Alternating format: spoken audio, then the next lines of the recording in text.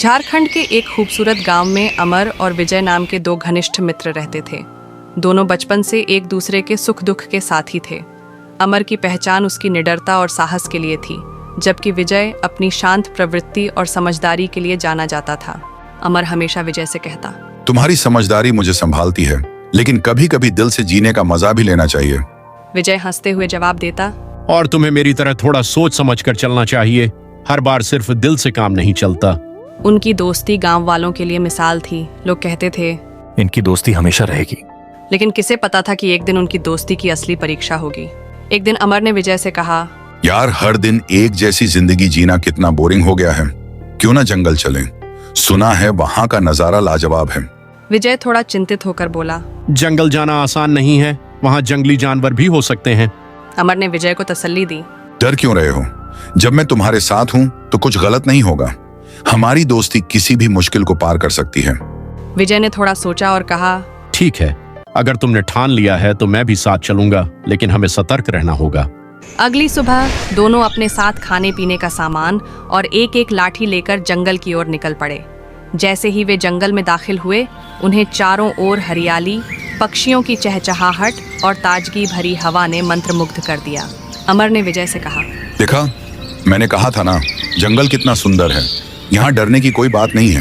विजय भी धीरे धीरे सहज हो गया। उसने कहा, तुम ठीक कह रहे हो अमर, ये जगह वाकई अद्भुत है, लेकिन हमें यह भी ध्यान रखना होगा कि हम ज्यादा अंदर न जाएं। अमर ने हंसते हुए कहा, यार, तुम हमेशा डरते रहते हो, थोड़ा भरोसा रखो। चलो और आगे चलते हैं। जैसे जैसे वे जंगल के गहराई में जाते गए, चारों ओर का माहौल बदलने लगा।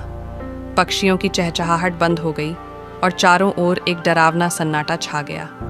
विजय ने रुककर कहा, अमर, मुझे कुछ अजीब लग रहा है, हमें अब वापस चलना चाहिए। अमर ने विजय की चिंता को नजरअंदाज करते हुए कहा, ये सब तुम्हारी कल्पना है।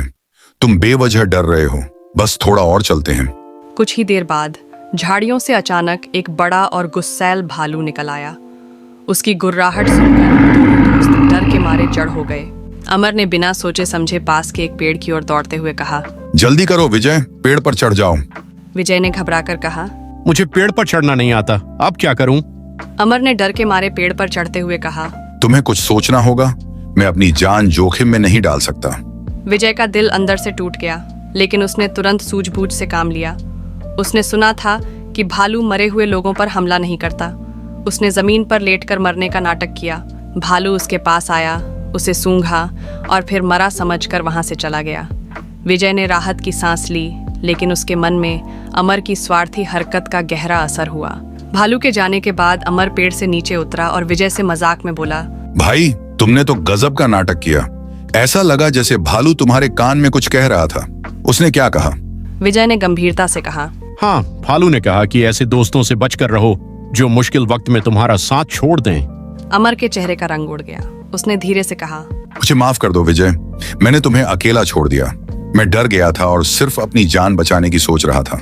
विजय ने गहरी सांस लेते हुए कहा, अमर, दोस्ती का मतलब ही है एक दूसरे का साथ देना, खासकर मुश्किल वक्त में। मैं तुम्हें माफ करता हूँ, लेकिन यह घटना मैं कभी नहीं भूल पाऊंगा। गांव लौटने के बाद अमर के दिल में विजय के लिए गहरा अपराध बोध था। उसने सभी गांव वालों के सामने अपनी गलती स्वीकार की। उसने कहा, मैंने अपनी जान बचाने के लिए विजय को अकेला छोड़ दिया, लेकिन उसने अपनी सूझबूझ और साहस से दोनों की जान बचाई। विजय सच्चा दोस्त है और मुझे खुद पर शर्म है। गांव वालों ने अमर की सच्चाई और विजय की बहादुरी की तारीफ की। अमर ने विजय के पास जाकर गहरी आवाज में कहा, दोस्त, मैंने बहुत बड़ी गलती की। मैं तुमसे वादा करता हूँ कि अब कभी तुम्हें अकेला नहीं छोड़ूंगा। हमारी दोस्ती मेरे लिए सब कुछ है। विजय ने उसकी आंखों में सच्चा पछतावा देखा और मुस्कुराकर कहा, गलती इंसान से होती है, लेकिन सच्चे दोस्त वही होते हैं जो अपनी गलती मानकर उसे सुधारें। मैं तुम्हें माफ करता हूँ। चलो अब फिर से अपनी दोस्ती को पहले जैसा बनाते हैं। दोनों गले मिले और उनकी दोस्ती पहले से भी ज्यादा मजबूत हो गई। इस घटना ने अमर को सिखाया कि सच्चा दोस्त वही होता है जो मुश्किल वक्त में साथ खड़ा रहे।